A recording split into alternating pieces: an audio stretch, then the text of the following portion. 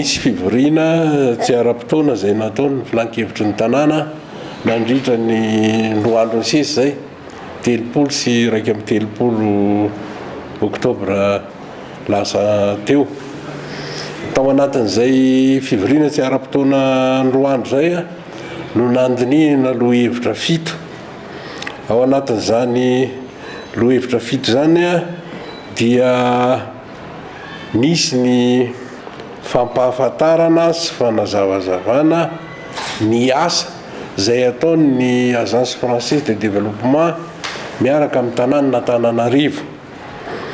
Lohahevitra anisan'ny dinihina tao anatiny koa ny mikasika ny fikasany IT University anao an'ilay atao hoe connexion des réseaux, mise en réseau des services de la commune urbaine d'Antananarivo. Reny dia mbola fanazavana fotsiny no natao mba ho fantatry ny filan-kevitry ny tanàna. Tao anatin'izay koa no nandinihina an'ireo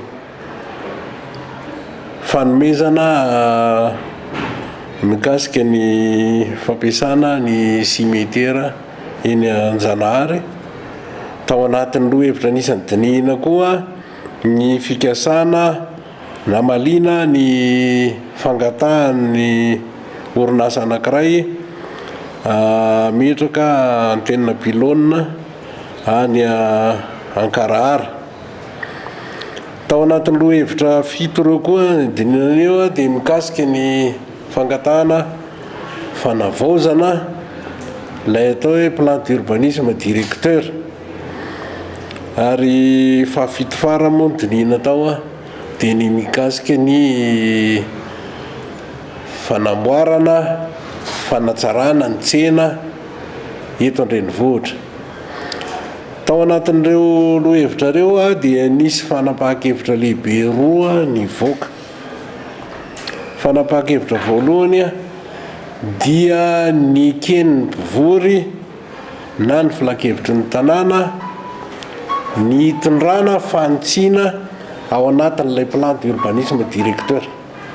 Efa tamin'ny 4 sy 2 arivo izy io no nisy fantsiana farany dia zao zany nentsika indray tondrana fanavaozana araky ny fikasana sy ny vinavina hoentin'ny mpanatanteraka tarindra ramatoa be ny tanàna.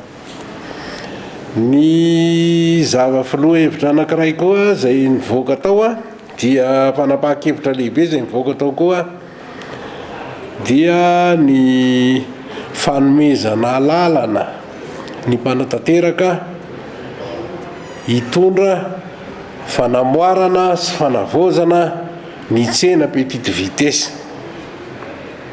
Izany dia nitakiany ny mpanolontsaina amin'ny tanàna atao ao anatin'ny mangarahara, atao anatin'ny fanaran-dalàna tanteraka mikasika na appel d'offre na appel manifestation d'intérêt sy ny sisa ary mbola hatsangana ilay commission ny fanorenana zay iarahan'ny mpanatanteraka sy ny mpanolontsaina anara-maso akaiky ny fandehan'ny fanamboarana ireo foto-drafitr'asa sy ny fampandehanana azy.